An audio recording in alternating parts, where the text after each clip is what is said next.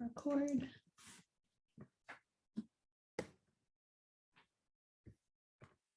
Hello, everyone. Yay, orgasmic art community. I'm so happy to be here. We're both so happy to be here with you. I feel like it's been a long time. It's been a very long time. And so we're really super happy to be here. Let me just make sure our tech is good. Yes. Yes. And I'm going to come sit with you so that we're not. Oh, yeah. And I just realized our mic isn't plugged in. Hang on. Can y'all hear me okay? Close. I think you can. Yes, we're good. Okay, and that's probably better than it was before. I'm gonna sip my latte. So Cumfessionals is part of our weekly sex church. Sex church is something that we do here in the orgasmic art community in order to free you from the shame and the tension around sexuality and bring you back to the freedom of sex, love, and intimacy. And every week we have a different thing that we do. So this week we do something called Cumfessionals, and this is where you can submit shameful experiences, shameful moments in your life where you felt like not good enough, or something's wrong with me, or is it okay to like this? Is it okay to have these desires? And then you share them in the Google form. Now, don't worry, Ariel, who does our tech. Yay, Ariel, we love you, amazing, was on vacation for like the last 2 weeks, week and a half. And so we did not send you the form. So yes, it's okay if you don't have anything in, but Ariel will go ahead and post the form now for next month so that you know, getting these, one of the biggest things that will hurt your energy body and your sexuality and your just physical body is holding on to shame. Holding on to shame will cause so much chronic illness and disease, and it's just unnecessary. So when we talk about freedom, we talk about the ability to release shame. And how do we release shame? By knowing that we're not the only one, by knowing that we're not alone, by knowing that it's okay. Yeah. And I believe that everyone has their own definition of how shame relates to them. What stories are shameful, what aren't. You know, some people's shame might be other people's celebrations. And this is really where we're trying to bring that circle into full motion, where it's all one. It's all the same. And it's just a matter of perspective in the way in which we're looking at the things that we're holding on to that are just energetically dragging us further away from this beautiful beaming light that we want to be in the world. Yeah, thank you for that. Yeah, so it's gonna look different for everyone, and you might even have like a celebration might have shame riddled inside of it. Yeah. And so what we want for you, what I want for you, what I think we both want for you, is for you to feel that you're perfect as you are, and for you to recognize how miraculous you are. Just how, and like, wow, the awe of being alive, of being in your body.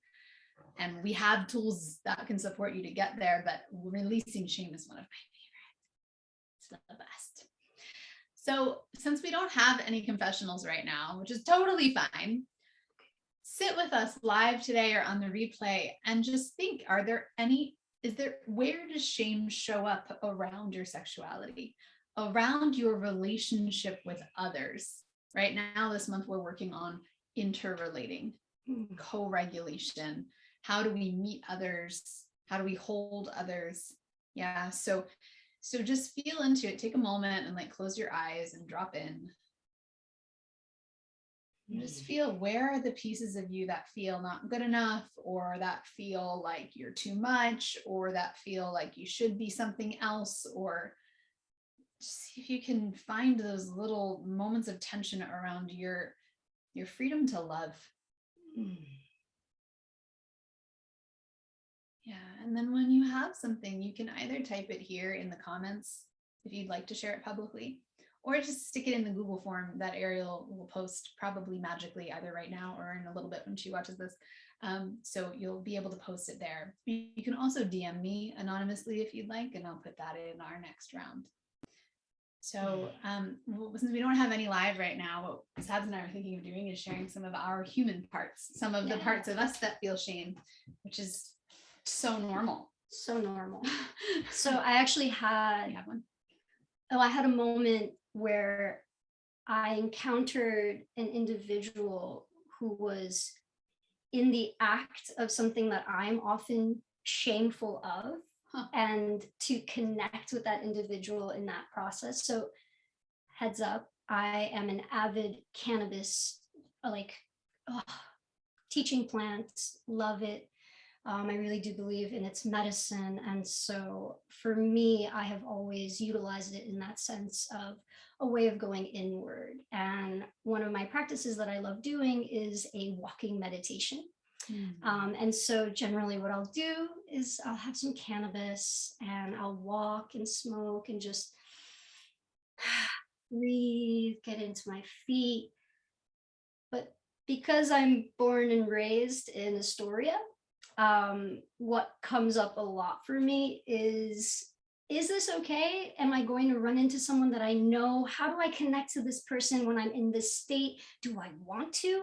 Are they going to judge me if they see me like this? I'm supposed to be like the not person that does that or anything of that nature. Like, I have a kid, people know I have a kid. There's all these things.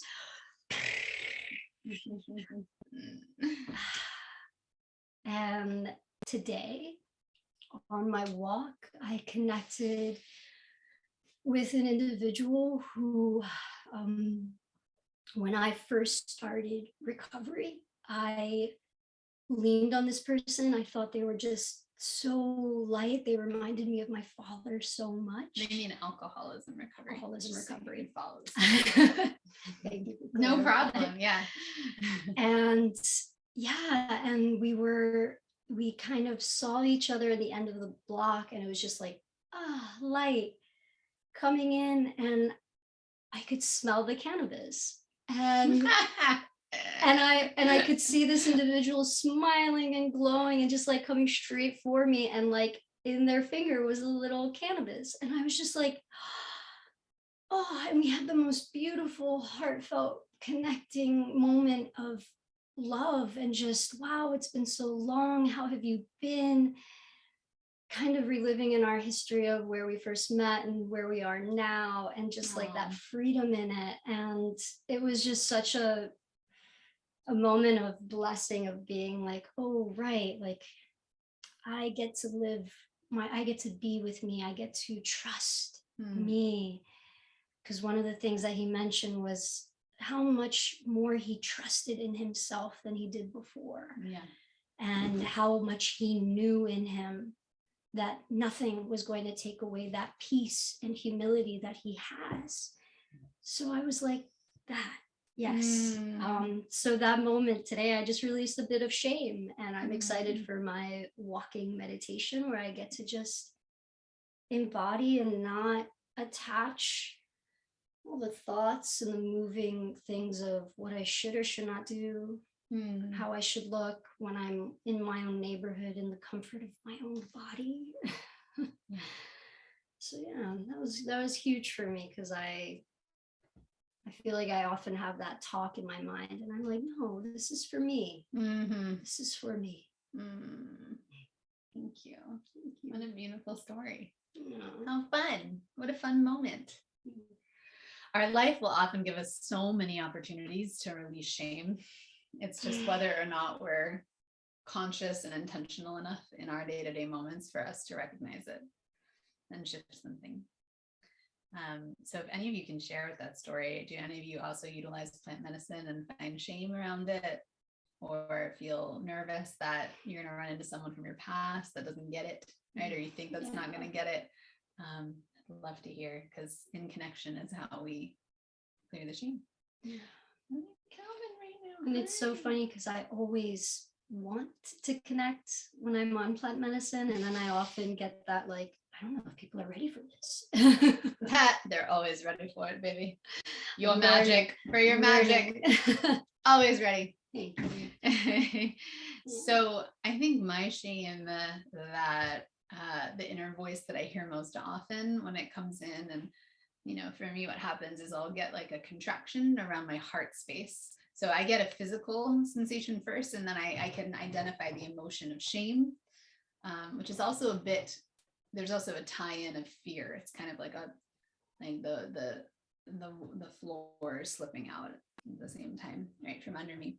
And my shame, that is the shame that has been running for a long time of my life, has always been just how sexual I am and how erotic I am. And the number of times that I've asked myself, well, why do I have to have sex with that person? Why can't I just love that person? Why do I have to feel erotic charge? Why can't I just go for coffee? Why does my eroticism have to be such a prominent part of my life when our whole society has taken it out of their lives?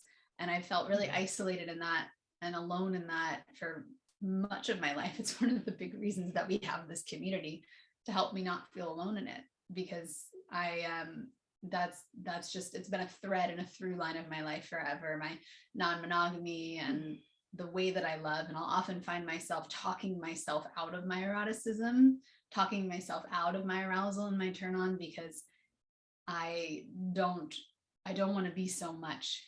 Yeah. I don't want to love that much. I don't want to disturb the peace that much. I don't want to like cut through society that much. I want to be a good girl. And I want to be loved, and I want to be liked for who I am. I don't want to trigger people with who I am. And so that's been a big piece, and it's really been one that I've grappled with my whole life. I remember being like 9 years old and being looked at because I've always had this thing in me, this kind of erotic edge to me. Even as a girl, like a little girl, there's been something about me, and it's always been like, why are people looking at me? What am I doing wrong? Like, why aren't they looking at her? Why are they looking at me? And so it's been simultaneously a source of pride and a source of shame, I think, for most of my life, especially when it threatens the people I love. You know, when it threatens abandonment, when it threatens that I'll lose people, it's a very scary space for me. So it's still a journey. Yeah. And for me, there's such a beauty in not having to perfect it, but to be walking alongside you in your journey of reclaiming your eroticism, and your journey of knowing that your eroticism is part of you, that we were just talking in Royal Codes 2 days ago about how our eroticism is innately innocent. It's just like a child getting curious, and it's love-based, and it's heart-based, and it's not what we all think it is. Yeah. And so I've really had to work with myself to know it and own it. But when I go deep into my body, I know it. Like I can feel it. And I'm like, no, I know what my body is not escaping. My body is not running away. This is not a defense. My body is loving. Yeah. And really owning that and showing the people around me and saying like, no, really, this is it, is so hard, because it feels like there's like 0.00002% of us that get that. That's my story. So, and that, do you feel how the 0.0002% of that get that? It keeps me stuck in my shame patterning. And so I think one of my biggest games in this lifetime is like, how big of a community can I make this? How many thousands of people can understand that their eroticism is innately beautiful too, that it's connected to their heart, that it's innocent and pure, and they don't have to hide it anymore. Like, what if we get thousands of us, millions of us that are showing the world the light in the erotic? Like, what? I wonder, I bet I would still have my shame, wouldn't I? I bet I would, because it's a game of humanity. But it's definitely, my shame propels me forward, right? And so you can choose your fear, your shame, the part of you that contracts. Maybe something to think about this week. Like, how does it propel you forward? How does your fear of being caught in the act propel you forward to become more rebellious, right? From society, to claim yourself deeper. I am the act. Right? You are the fucking act. So it comes up. So this is what Sex Church feels like, looks like. We have things that this past couple months, I've recreated the whole business. Those of you that are new to my work and our work together, we've recreated everything so that every teaching that we have is accessible to everyone. Everyone who's ready, everyone who's like, I want whatever this thing is that y'all are gifting us. So we have so many things. I have 2 books written. There's courses, there's one-on-one work, there's high level mentorship, there's group work, like there's events. We have an event coming up on July 6th. That's going to be incredible. Talk about releasing shame. We already have over 40 of you signing up, and I haven't even really launched the damn thing. So it's incredible because I can tell, just the reason I'm saying that is not to brag. I'm saying that because I can tell that we need it. If over 40 people have already jumped in and I've literally just whispered it, it means that we need it. We need to know that how we relate is not wrong. We need to know that we're innately lovable. We need to know what real relationships look like and feel like. And we need to come together as community to support each other so that we can stop the separation on the planet. So that's what we're doing, July 6th, 7th, and 8th. I just want to share really quick, because it's coming up for me as you were sharing your shame. It's like I was brought back to like a baby, like maybe 3 or 4 years old, going to church, reading like the Bible, learning about sins, learning about like, you know, how to live in the light of like just fuck.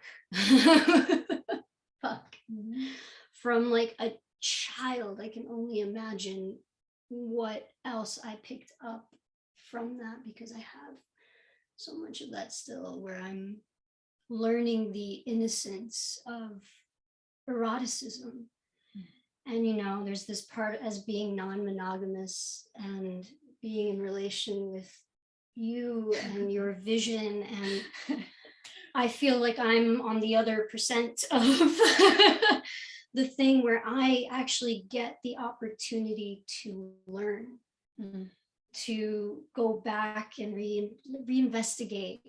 Where did I lose my innocence with my eroticism? Where does eroticism come in a comfortable box for me to just say, like, this is what it is? How, if you do that with anyone else, this is just not this is not in it. What? So thank you for that. And that flashback moment of me just like, yeah.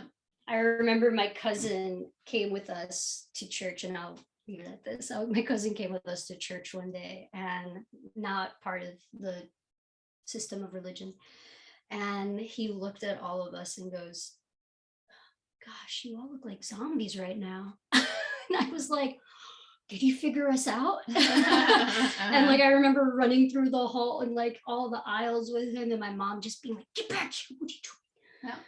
But like, so feeling that in that moment, like, for real, what are we doing? Even freedom is when we release the right wrong. And freedom is the ability to hold all of it. So can you hold the shame and hold the freedom? Can you hold the shame and hold the love? When I'm so erotically free, can I hold that there's a part of me that's terrified that I'm too much, and also hold the joy and the love? That's power. That's integrated power. And our eroticism is what shows us. There's also no mistake that every piece of you that is innately powerful has been boxed away. Yeah. By our society, by religion, by social constructs, by the patriarchy, like fuck. Right? Like by the institution. There's no mistake. Yes, even labeling and identity. There's no mistake, because you are infinite, and the game of this life and this lifetime is for you to remember that. And the cool thing is that you have your erotic potential sitting at the base of your spine, literally waiting to show you your infinite potential, which is really exciting. So we'll see you on July 6th. We're going to be doing, just to give you a brief framework of it, I don't want to burn anyone out. I don't want to burn us out. I don't think anything needs to be taught in length. I think that instead of teaching things in length nowadays, I would prefer to give you an experience that will change your life. So what I'm doing is I'm doing short 90-minute segments over the course of 3 days, and there's only 1 or 2 a day. That's it. The rest of the day is time to connect within community, get on Zoom calls, or sleep. If you're like us, you would sleep or have sex during that time, right? Knowing us, or eat, right? Or reach out to one of our orgasmic art coaches. So you have all this free time to be an adult and adult yourself. And then you have the 90-minute portions once or twice a day. And I'm really excited about this new way of doing things. It feels really good to me because I'm not here to dictate your life. I'm here to give you a new experience. And in that new experience, you can begin to remember more of your infinite potential. So what we're playing with is unconditional love. How do we do that in relationship? Trust and secure attachment. We're playing with getting out of the binary, because again, the binary of gender norms is keeping you from your power. It's 100% keeping you from your power. So we're going to remove ourselves from that. We're going to play with sex, what it is, how to have experiences where you feel like you're in flow and trust with your partner, and then how to navigate conflict, how to navigate triggers and tensions within a partnership dynamic. And then the last thing we're going to play with is non-monogamy, creating, which to me really feels just like creating community. How do you create community alongside your partner in a way that everyone feels safe to the best that they can? So it's going to be incredible. There's going to be so many experiences for you to experience yourself and experience your partner. You can come single because you're never really single. You're always relating to everyone, right? All the time. So you can come single or partnered. Everyone gets their own ticket. And we'll see you there on July 6th. I can't wait. It's going to be such a beautiful event. We are here to gift you the experience of you and the magic of you over and over again. And over and over again. And then it'll sink in. And we'll still be here over and over again. And I can't wait. I wouldn't do anything else. This is it. It's tremendous. We love you. Mwah. Bye. Bye, Kat.